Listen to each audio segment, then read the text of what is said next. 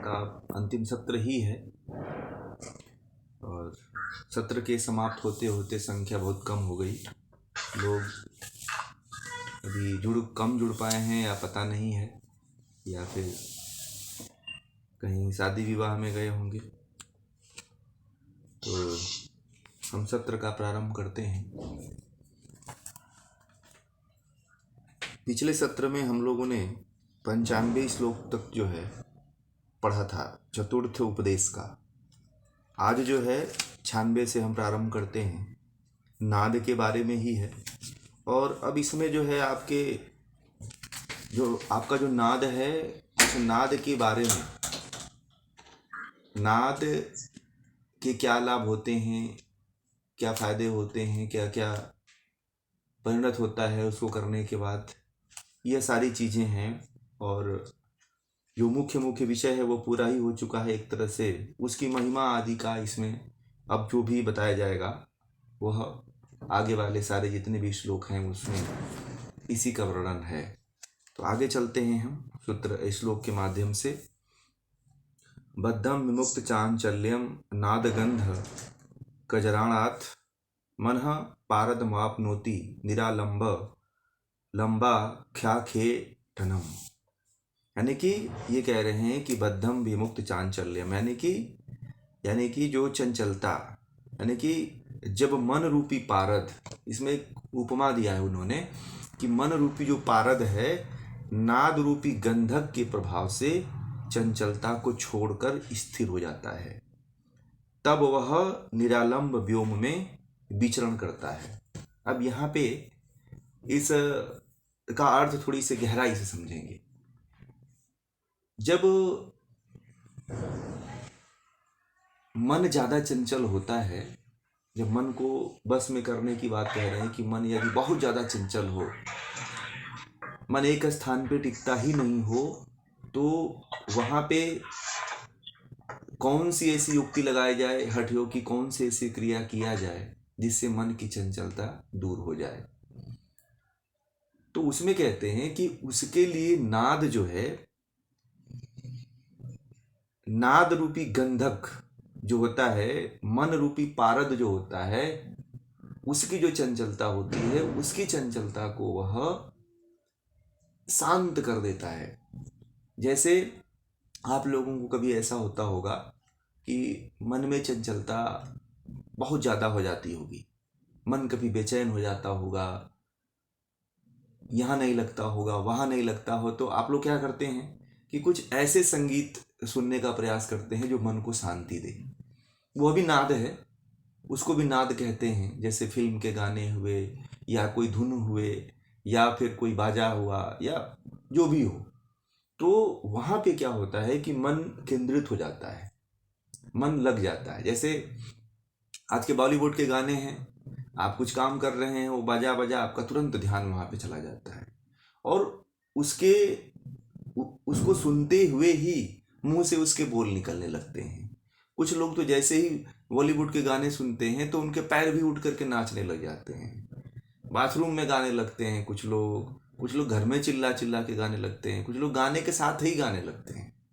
एक हमारे बगल में थे, तो जब वो बजाते थे, बड़ा डीजे उजे लगा करके, नहीं, छोटा सा वो स्पीकर लगा करके फिल्म गाना सुनते थे, और वह तेज में सुनते थे और उसी आवाज़ में गाते थे। तो हम समझ नहीं पाते थे कि दो दो आवाज़ कहाँ से आ रही है। एक दिन मैंने उनसे पूछा कि आप घर में दो दो माइक लगा रखा है या एक ही साथ दोनों चालू करते हैं या आप गाते हैं? तो बोले कि मैं गाता हूँ। मैंने कहा अजब, बहुत अच्छे, आपकी कैपेसिटी बहुत अच्छी है, और आप जो है एक एक घंटा बजाते हैं फिर भी हर एक गाने को गाते हैं। तो इस तरह का एक जो नाद होता है, व्यक्ति उस नाद से जो है कहीं ना कहीं भीतर से शांत होता है। परंतु होता क्या है कि जिस वास्तविक नाद को सुनना चाहिए, उस वास्तविक नाद को हम और आप, चाहे कोई भी व्यक्ति, नहीं सुनता है, जिससे हम उस नाद को प्राप्त नहीं कर पाते हैं और मन की चंचलता को दूर नहीं कर पाते हैं, जिससे तरह तरह के हमारे मन चित्त में आलंबन आने लगते हैं। आलंबन का सहारा, देखिए हम जितने भी नाद सुनते हैं सारे के सारे आलंबन वाले नाद होते हैं। पता है आप लोगों को, हम लोग सुनते तो हैं सारे नाद, परंतु सारे नाद आलंबन वाले हैं, आलंबन रहित कोई नाद नहीं है। आलंबन रहित अभी हम नाद की सुनने का शुरुआत ही नहीं किए हैं। कोई भी व्यक्ति इसमें नहीं है जो केवल एक ही नाद को सुनता होगा। सभी जो नाद सुनते हैं, जो गाने सुनते हैं, जो बाजे सुनते हैं, वो उसमें आलंबन है, उसमें गीत का आलंबन है, उसमें शब्द का आलंबन है, उसमें भाव का आलिंगन है, आलंबन है। इस तरह से शब्द का, भाव का और विचार का जो अवलंबन लेकर के हम संगीत सुनते हैं, उससे हम विषयों में फंसते हैं और हम अपनी मन की चंचलता को दूर नहीं कर पाते हैं और मन की चंचलता जो है बढ़ती चली जाती है। निरालंब संगीत का अगर चयन करेंगे हम तो उससे जो है विषय और चंचलता मन की कम होती है। वहां पे यही कहा है कि नाद को सुनिए और अभ्यास करेंगे तो नाद सुनाई देगा। फिर आगे कहते हैं कि नाद श्रवणतः क्षिप्र मंतरंग भुजंगम विस्मृत्य सर्व में काग्रह कुत्रचित चिन्ह ही धावती। मन रूपी सर्प नाद के श्रवण से शीघ्र ही सब कुछ भूलकर एकाग्र हो जाता है और कहीं भी इधर उधर नहीं दौड़ता है। मन ऐसा होता है कि जब बहुत ज्यादा चंचल हो तो आप उसे नाद सुनाइए। हमारी आदत ऐसी है कि हमारे अभ्यास में वो आदत है नाद सुनने की। आप लोगों को पता नहीं होगा कि हम जितने लोग हैं, हम सभी के अभ्यास में नाद सुनने की आदत है। यह नाद जो सुन लेता है वो भीतर के नाद को भी सुन सकता है। आपको बता दें, जो बाहर बाह्य नाद को सुनता है, जिसमें भाव हो, विचार हो, हैं, उस नाद को जो सुन लेता है वह आंतरिक नाद को भी सुन लेगा। परमात्मा ने ऐसी व्यवस्था बना रखी है सबके लिए। तो यदि भीतर की नाद को आप सुनते हैं तो मन जो है स्वचालित रूप से अपने आप वहां पे स्थिर हो जाता है। नाद पे आकर के रोकना ही नहीं पड़ता है। ऐसी क्रिया है नाद की। फिर आपको ज्ञान का सहारा नहीं लेना पड़ता है, अपने आप मन स्थिर होकर के वहां पे लग जाता है जहां पे आप लगाना चाहते हैं।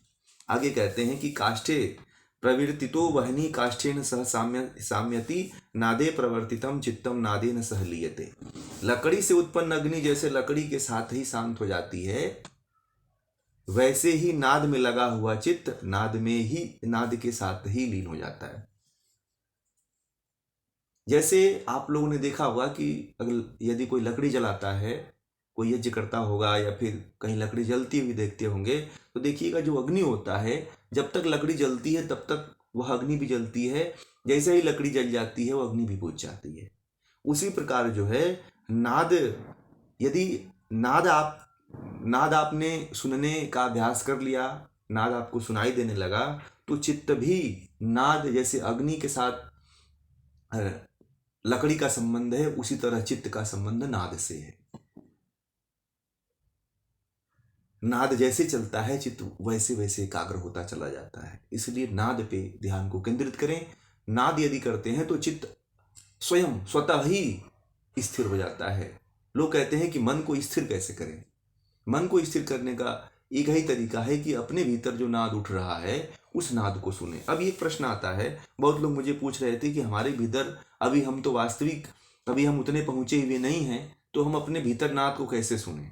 तो पता है हमारे भीतर एक 24 घंटा नाद चलता है। कितने लोगों को पता है? जो आप सुनते भी हैं, पता है कि नहीं पता है? नहीं पता है। वह नाद जो है हमारा हृदय है। ठीक है, हृदय में लफ डब की जो आवाज आती है उसकी आवाज को सुने। प्राथमिक जो नाद है उसको सुनने का प्रयास करें। ठीक, उस नाद को प्रारंभिक जितने भी साधक होते हैं सभी साधकों को जो है अपने हृदय की आवाज को सुनना चाहिए। कितने लोग हैं जो अपने हृदय की आवाज को सुन लेते हैं बिना किसी प्रयत्न के? आप लोग सुन सकते हैं बिना, आपको पता है आप सुन रहे हैं अपने आप को, अपने हृदय की धड़कन को। कितने लोग प्रयास किए हैं कि सुन लेते हैं अपने धड़कन को? ये बड़ा सरल है, मैं बताऊं आप लोगों को, ये बड़ा इजी है और हर व्यक्ति को स्थिर होकर के अपने धड़कन को बिना स्टेथोस्कोप के ही उसको सुनना चाहिए। इसका प्रयास आज से करिएगा आप लोग। नहीं करते होंगे, कभी नहीं सुने होंगे, ना कभी आपको कोई बताया होगा। इसका अभ्यास हर व्यक्ति को, हर साधक को करना चाहिए और सभी लोग जो है इस नाद को सुनने का प्रयास करें। पहले सबसे प्रथम नाद जो है हमारे भीतर 24 घंटा चलता है, बिना रुके हुए अनाहत नाद है ये। फिर आगे कहते हैं कि घंटा निनाद सक्तस्तब्धांत कर्ण हरिणस्य प्रहरणमपि सुकरम सरसंधान प्रवीणश्चेत। यानी कि चित्त रूपी हरिण जब घंटा आदि की ध्वनि द्वारा आकृष्ट हो स्तब्ध हो जाता है, तब यदि धनुर्धारी प्रवीण हो तो हरिण पर प्रहार करना सरल हो जाता है। तात्पर्य यह है इसका कहने का मतलब कि यदि नाद पे चित्त लग जाता है तो वहां पे आप नाद को ही, मन को भटकने मत दीजिए, क्योंकि मन तुरंत कहीं मौका पाएगा तो भटक जाए। इसलिए वही मौका है कि नाद का श्रवण करिए। जैसे कि हिरण का उन्होंने बताया, चित्त रूपी हरिण जब घंटा आदि ध्वनि पर सुनने को आकृष्ट होता है, जब लगता है, तो वहीं पे उसे क्या करिए, वहीं पे जो धनुर्धारी है, जो योगी है, धनुर्धारी मतलब योगी है, वह अगर विवेकी होगा, ज्ञानी होगा, तो वह तुरंत जो है जो हरिण चित्त पर प्रहार करना सरल कर दे, यानी कि चित्त को तुरंत नाद पे रोक लेगा प्रहार करके। तो इसलिए जो है जब भी आपके भीतर नाद हो, नाद को सुने, नाद के तरफ हमेशा आकृष्ट रहें, चित्त उसी से एकाग्र हो सकता है। सब चित्त को बस में करने के लिए बता रहे हैं कि चित्त कैसे बस में होगा। वो नाद है जो नाद से आप चित्त को बस में कर सकते हैं। बहुत लोग संगीत आदि सुन करके बहलाते हैं, केवल दिल को बहलाते हैं, मन को फुसला लेते हैं, मन को बहला लेते हैं। जो हम और आप संगीत सुनते हैं वो मन को बहलाने वाला संगीत होता है। यानी कि एक स्थान पे है, फिर कल दूसरे स्थान पे चलेगा, 1 घंटे बाद, फिर 1-2 घंटे बाद तीसरे स्थान पे चला जाएगा। तो वह परमानेंट इलाज नहीं है मन को बस में करने का। मन को बस में करने का एक ही इलाज है कि आप जो है नाद को, अपने भीतर उठ रहे नाद को सुने और हमेशा लगा ही दें उस पर। अनाहतस्य शब्दस्य ध्वनिर्य उपलभ्यते ध्वनेरंतर्गतम गेयम गेयस्य अंतर्गतम मनस्तत्र लयम याति तद विष्णोः परमम पदम। यानी कि अनाहत शब्द जो ध्वनि विद्यमान है, उस ध्वनि के अंदर गेय वस्तु जिसको जाना जाता है, और उस गेय वस्तु के अंदर मन के जाने पर वही ध्वनि क्या होती है, विलीन हो जाता है। वही विष्णु का परम पद है। जब जो है जो ज्ञाता योगी होता है, जब उस ध्वनि में लीन हो जाता है और ध्वनि में मन को विलीन कर देता है, तो कहते हैं कि वही समाधि पद है। यानी कि एक तो समाधि है, यानी कि विष्णु का पद है, भगवान विष्णु का जो पद है। यानी कि एक तरह से ये कहा जाता है कि जो है हमारा जो चक्र जागरण होता है, जो मूलाधार से लेकर के वह जो हृदय चक्र तक जो है, हम हृदय चक्र का भेदन कर लेते हैं मूलाधार से लेके अनाहत विशुद्धि। वो इन्होंने अविनाश जी ने पूछा था कि ब्रह्मा विष्णु जो ग्रंथि है, तो ब्रह्मा ग्रंथि जो है नीचे की तरफ होती है ना, और विष्णु ग्रंथि जो है मध्य भाग में होती है, और जो रुद्र ग्रंथि होती है वह ऊपर की तरफ होती है। यहाँ से गले से ऊपर की तरफ जो है वह रुद्र ग्रंथि होती है। तो यहाँ तक यानी कि अनाहत चक्र तक, वहाँ तक जो है अनाहत चक्र का भेदन हो जाता है। यानी कि इसका तात्पर्य यही, यानी कि मन जो है एकाग्र हो जाता है और मन को विलीन कर लिया जाता है। यानी कि वह मन जो है, जो योगी की जो स्थिति होती है, वह विष्णु पद को प्राप्त कर लेती है। देखिए, जो विष्णु हिरण्य मर्द से हिरण्य भी रहे हैं और जो स्वात्मा राम जी भी रहे हैं, ये लोग जो है भगवान विष्णु का बार बार नाम लेते हैं। 2 बार ये शब्द आ गया भगवान विष्णु, तो लगता है हमें कि ये भी वैष्णव संप्रदाय के रहे होंगे और वैष्णव परंपरा को मानने वाले रहे होंगे, और इन्होंने उसी भाषा में इस जो है हठ प्रदीपिका को रचा भी। भगवान शिव के साथ साथ जो है विष्णु को भी ये मानने वाले लोग थे। आगे है कि तावदाकाश संकल्पो यावत् छप शब्दतः प्रवर्तते निशब्दम तत् परम ब्रह्म परमात्मा मेति गीयते। यानी कि जहाँ तक शब्द की मर्यादा है वहाँ तक आकाश की परिकल्पना है। शब्द मतलब क्या होता है? जो शब्द हमें सुनाई देता है। जहाँ पे शब्द है वहाँ तक आकाश है। आकाश की तन्मात्रा क्या होती है? शब्द होता है। ये ध्यान रखिएगा, आकाश की तन्मात्रा जो होती है वह शब्द होती है।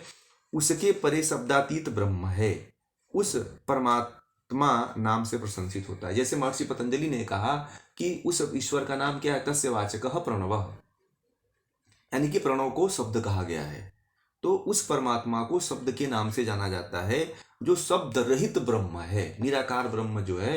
प्रणव को निराकार ब्रह्म कहा जाता है, और वही ईश्वर है, और वही सच्चा ईश्वर है, वही परमात्मा है। और उसी को कहा है कि उसी को जो है परमात्मा के नाम से ज्ञान योग में, वेदों में, शास्त्रों में वर्णित किया गया। यो हमारे योग दर्शन में भी। अब यहाँ पे इस सूत्र को आप लोग, इस श्लोक को नोट कर लिया करेंगे, क्योंकि कहीं पे भी कभी आ जाए कि हठ प्रदीपिका में जो है, जो शब्द है परमात्मा, जो ओम है, ओम को कहाँ पे ब्रह्म कहा गया है, शब्द को कहाँ पे ब्रह्म कहा गया है। तो 104 पाद का, चतुर्थ उपदेश का जो है 101वां जो श्लोक है, वह शब्द ब्रह्म के बारे में बताता है, प्रणव के बारे में, ओम के बारे में बताता है कि ओम जो है, ओम नाम जो है, प्रणव नाम जो है परमात्मा का है।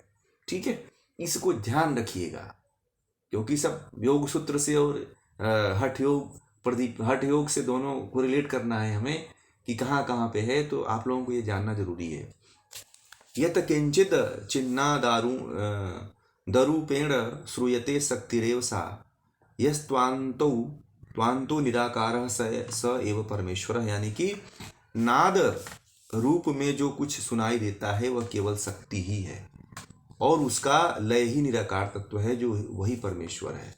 नाद रूप में शिव और शक्ति, यानी कि यहाँ पे जो साधक होता है वह शिव और शक्ति का मिलन कर लेता है। जो नाद होता है वो, उसको शक्ति का स्वरूप कहा गया है। ये भी ध्यान रखिएगा कि जो नाद है उसको शक्ति कहा गया है। इसको भी नोट करते हुए चलेंगे कि नाद को क्या कहा जाता है। तो ध्यान रखिएगा, कभी भी, बहुत ये इंपॉर्टेंट प्रश्न है कि नाद को जो है शक्ति भी कहा जाता है। नाद को शक्ति, जो नाद सुनाई देता है वह केवल शक्ति ही है, ओनली शक्ति, और उसका लय ही निराकार तत्व है। और उसका जब लय हम कर देते हैं तो हम जो निराकार तत्व है, जो निराकार ब्रह्म है, जो शब्द रूप ब्रह्म है, प्रणव है, ओमकार है, उसका हम साक्षात्कार कर लेता है योगी, चाहे हम जो भी साधना करते हैं, जो साधक हैं। आगे कहते हैं, सर्वे हठ लोपाया राजयोगस्य सिद्धये राजयोग समारूढ़ पुरुषः कालवंचकः। यानी कि हठ और लय की सभी प्रक्रियाएं राजयोग की प्राप्ति के लिए होती हैं। हठ और लय की जो सभी प्रक्रियाएं हैं वह क्या होती हैं? राजयोग की प्राप्ति के लिए ही होती हैं। राजयोग प्राप्त कर लेने के बाद साधक जो है मृत्यु को जीत लेता है। वो तो समाधि में जो चला गया वो मृत्यु को जीत ही लेगा, नहीं तो मृत्यु तो होनी ही होनी है। यदि आप समाधि नहीं प्राप्त करते हो, मोक्ष नहीं प्राप्त करते हो, तब तक आपको जन्म लेना ही पड़ेगा, तब तक आपको बार बार जन्म लेना पड़ेगा। और वह साधक जो है जब तक समाधि को नहीं प्राप्त करता है तब तक मृत्यु को नहीं जीत पाता है। यहाँ पे मृत्यु को जीतने का तात्पर्य है समाधि प्राप्त करना। अब जो समाधि प्राप्त कर लेता है वही मोक्ष को प्राप्त करता है। जब तक जो मोक्ष यानी कि इन्होंने समाधि को जो है मोक्ष से तुलना किया है, यानी कि जो साधक होता है वह समाधि में चला जाता है और मृत्यु को वह जीत लेता है। तत्वम बीजम हठः क्षेत्र मौदासीन्यम जलम त्रिभिः उन्मनी कल्पलतिकाः सद्द एव प्रवर्तते। यानी कि चित्त रूप बीज, हठ रूप भूमि तथा वैराग्य रूप जल, इन तीनों से उन्मनी नाम की कल्पलता शीघ्रता से बढ़ती है। ये बात अब योग सूत्र की बात यहाँ पे आ जाती है। ध्यान रखिए क्या कहा गया है कि चित्त रूप बीज, चित्त रूप क्या है? बीज है। हठ रूप भूमि है, ठीक है, और वैराग्य रूप जल है। ध्यान दीजिएगा, चित्त क्या है? बीज है। चित्त ही सभी, कहा गया है योग दर्शन में कि चित्त ही सभी वृत्तियों का, सभी चित्त की भूमियां जो हैं, चित्त है। चित्त से ही सब कुछ होता है, चित्त ही बीज है, क्योंकि चित्त से ही सब कुछ, विचार, बुद्धि, मन सारे काम करते हैं। हम जितने भी संसार है, जो संसार को हम देख रहे हैं वह चित्त के माध्यम से ही देख रहे हैं। तो चित्त बीज है, वही विषयों को उत्पन्न करता है। उसके माध्यम से ही हमारे भीतर जो है तरह तरह के जो पांचों दसों इंद्रियां हैं, उन दसों इंद्रियों के विषय उत्पन्न होते हैं। और हठ रूपी भूमि, जो हठ रूपी भूमि है, जिसपे हमें खेती करना है, जिसपे हमें योग की साधना करनी है, और वैराग्य रूप जल, जब तक आप वैराग्य नहीं लाएंगे, यहाँ पे वैराग्य की प्राथमिकता है। तो हठ प्रदीपिका में वैराग्य की भी बात कही गई है। इसमें जो प्रमुख है वह वैराग्य है। ध्यान रखिएगा, बिना वैराग्य के आप चित्त रूपी जल से और हठ रूपी भूमि पे खेती नहीं कर पाएंगे। खेती करना है, यदि आपको साधना करनी है, ब्रह्म का साक्षात करना है, उस परम तत्व की प्राप्ति करनी है, तो बिना वैराग्य के आप परमात्मा की प्राप्ति नहीं कर पाएंगे। इसलिए हठ प्रदीपिका में भी वैराग्य की बात कही गई है कि वैराग्य, बिना वैराग्य के आप उन्मनी जो नाम की कल्पलता है वह नहीं प्राप्त होती है, बिना वैराग्य के। यानी कि वैराग्य जब उत्पन्न हो, उन्मनी अवस्था जब प्राप्त होती है, तो उस अवस्था में वैराग्य भी, उसी अवस्था को शायद उन्होंने वैराग्य कहा है। उन्मनी अवस्था को ही उन्होंने वैराग्य के नाम से कहा है, और वैराग्य को कल्पलता भी उन्होंने कहा है। आगे चलते हैं। सदा नादानुसंधानात् क्षीयन्ते पाप संचयाः निरंजने विलीयते निश्चितम चित्त मारुतौ। सदा सर्वदा नादानुसंधान के अभ्यास से पाप समूह नष्ट हो जाता है, और तब चित्त और प्राण निश्चित रूप से निरंजन में विलीन हो जाता है। जो नाद का श्रवण करता है वो पाप तो करेगा ही नहीं, और जो पाप रहते हैं, देखिए पाप किसी के नष्ट नहीं होते हैं।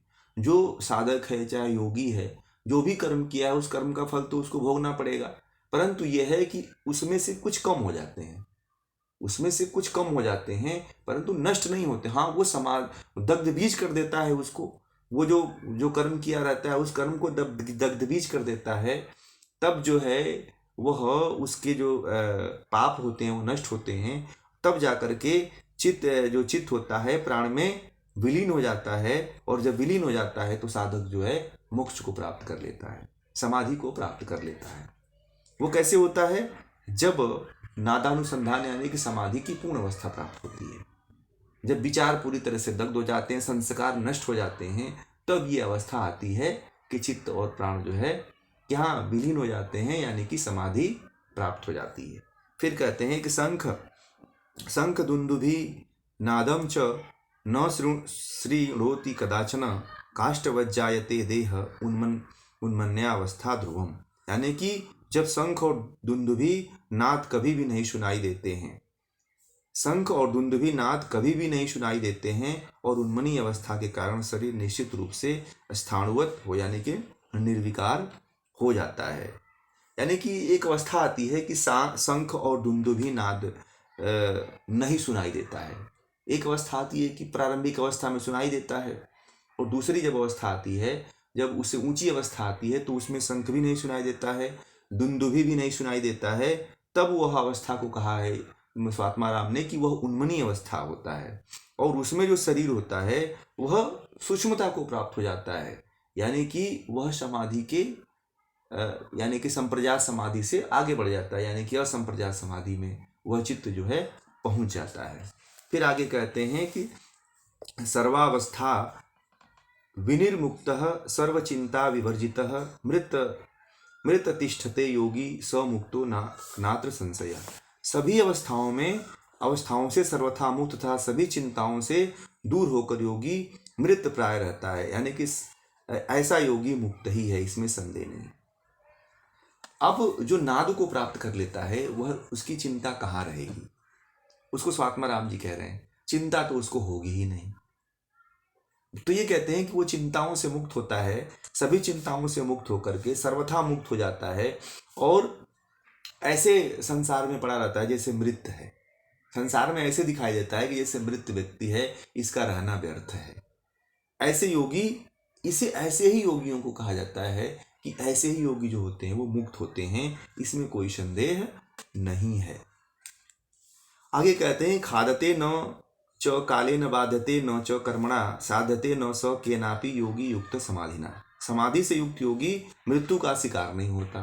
जो समाधि को प्राप्त कर लेता है, जो नाद के द्वारा समाधि को जो प्राप्त कर लेता है योगी, वह उसको कभी मृत्यु नष्ट ही नहीं कर सकती है। फिर कर्म बंधन में वो बसता ही नहीं है, किसी के अधीन भी नहीं होता है। जो समाधि को प्राप्त कर लेता है उसे न कभी कर्म बंधन फंसाते हैं, ना ही कभी जो है वह मृत्यु उसे अपने वश में कर पाती है, ना ही मृत्यु उसे नष्ट कर पाती है। जब चाहे वह अपनी इच्छा से अपने प्राण को छोड़ता है।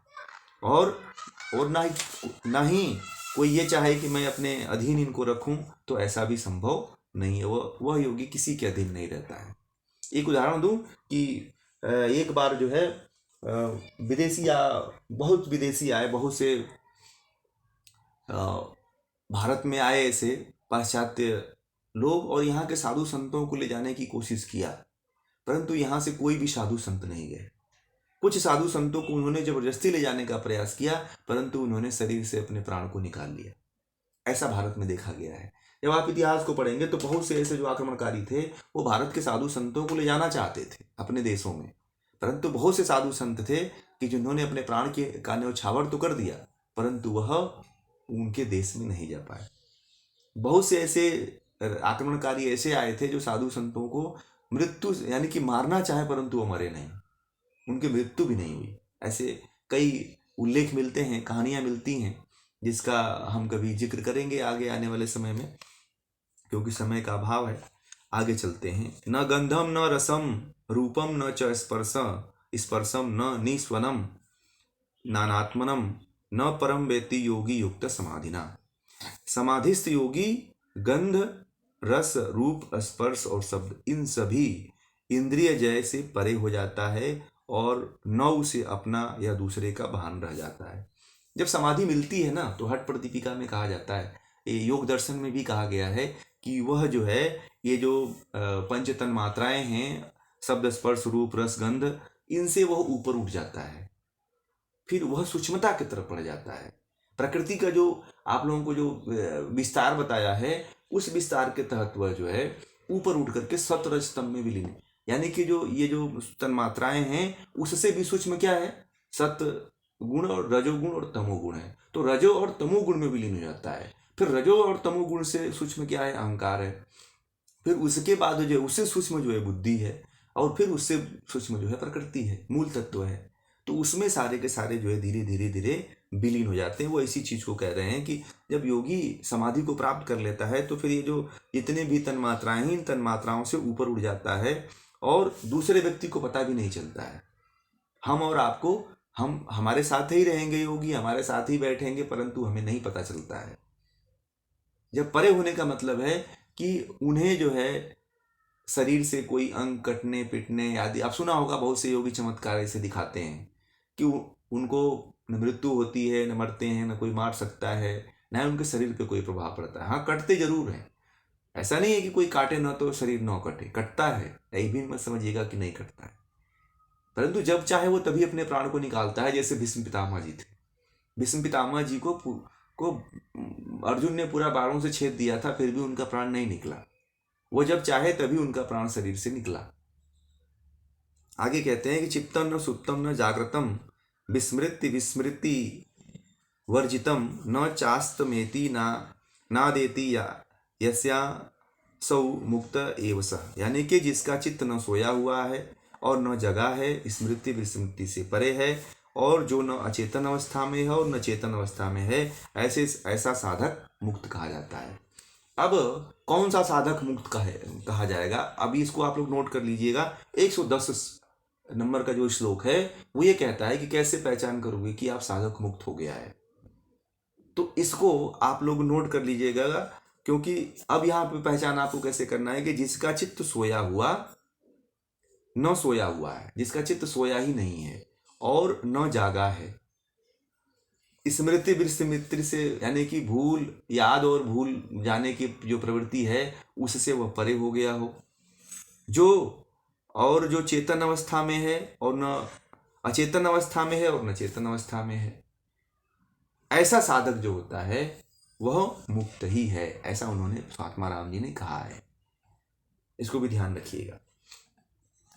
न बीजानाति शीतोष्णम न दुखम न सुखम च न मानम नापमानम च योगी युक्त समाधिना, यानी कि समाधि प्राप्त योगी ठंडा गर्म दुख सुख मान अपमान का अनुभव नहीं करता है, द्वंद्वों से मुक्त हो जाता है।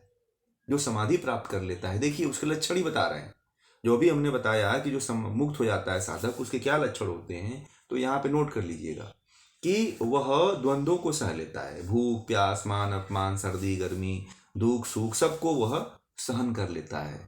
आगे उन्होंने फिर कहा कि स्वस्थो जागृत अवस्थाम सुप्त वदतो वतिष्ठते निःश्वासो श्वासोच्छ्वास हीनश्च निश्चितम मुक्त एवं सब।